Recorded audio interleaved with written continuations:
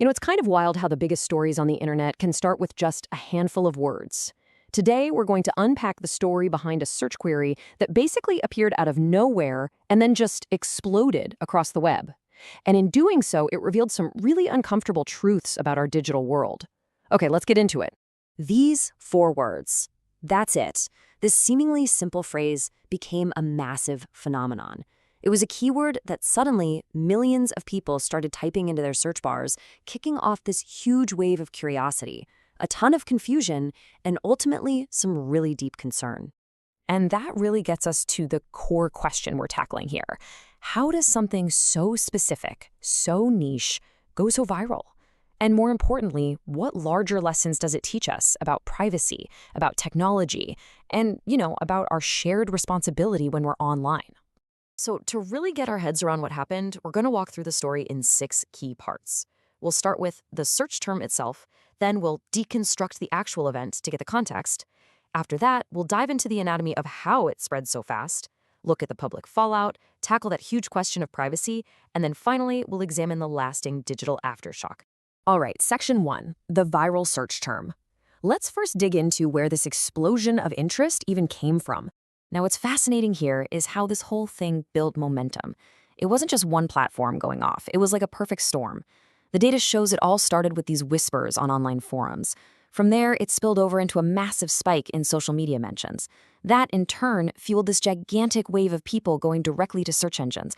It was only then that the news media started picking it up, which, of course, just poured more gasoline on the fire. But to really understand why this blew up the way it did, we have to look past the numbers. We have to deconstruct the event itself. And for this part, context is absolutely everything. So first off, what even is a mukena? Well, for many people, especially in Southeast Asia, it's a deeply significant religious garment. It's what Muslim women wear for prayer. It's a symbol of piety, of modesty, of devotion. And understanding this is just crucial to grasping the real gravity of this situation. And this is where the story takes a really dark turn. That viral link people were searching for, it wasn't a funny meme or a harmless video. It pointed to content that showed an incredibly private, personal moment. A moment that was recorded and then thrown onto the internet for everyone to see, all without the consent of the person involved. It was a total, profound breach of trust. So that begs the question, right? How on earth did something so sensitive spread with such unbelievable speed? That brings us to section 3, the anatomy of virality. Just look at this timeline for a second. It's pretty staggering. What starts in a small private group at hour 1 is already on a public forum 6 hours later. By hour 24, just one day, it's a national trending topic. And within 48 hours, it's a full-blown mainstream news story. It's just a brutal reminder of how quickly we lose all control of information once it's out there. So here's the playbook for how it happens. It's basically a 4-stage rocket. First, you have anonymized sharing, which makes it almost impossible to trace the source. Second, the platform algorithms see all the clicks and shares and think, hey, this is popular, and start pushing it to even more people. This kicks off a curiosity cascade. Everyone hears about it and wants to know what the fuss is about. And finally, you get media amplification, where even critical news coverage just makes more and more people aware that it exists. Okay, moving into section 4. Let's talk about the public fallout, because this wasn't just some digital drama. It had very, very real human consequences. This quote from a cultural commentator just hits the nail on the head. It perfectly captures the public outcry. The overwhelming feeling was that a serious line had been crossed. People saw this not just as a violation of one person's privacy, but as a deep attack on their dignity and a massive disrespect for a religious symbol. And that reaction was loud. You can see it right here. The public response was dominated by widespread condemnation, and that quickly turned into serious calls for legal action against anyone who shared the content. But crucially, it also sparked this much-needed, much wider public debate about our collective ethics in the digital age. The public pressure got so intense that it forced an official response. Authorities actually stepped in, putting out statements that they were working with the tech platforms to get the content removed, and they were literally pleading with the public to stop the cycle and not share it anymore. And all of this leads us right into our 5th and maybe most important section, this massive question of privacy.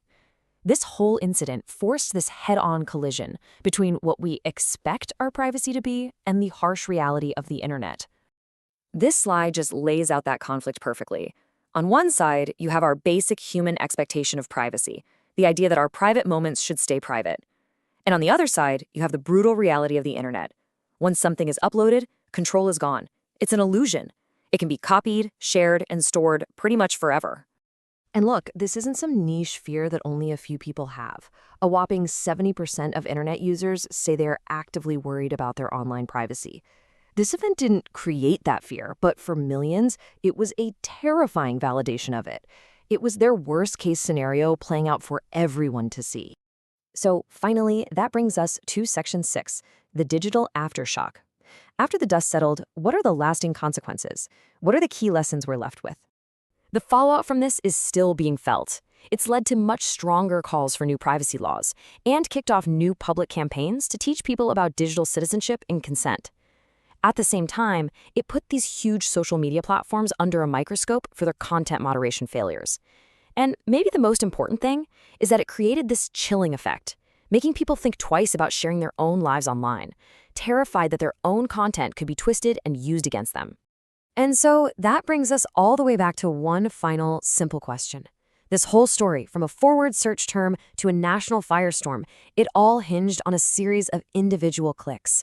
It really forces us all to ask ourselves, in an age where sharing something takes no effort at all, what is the real human cost of that single simple click?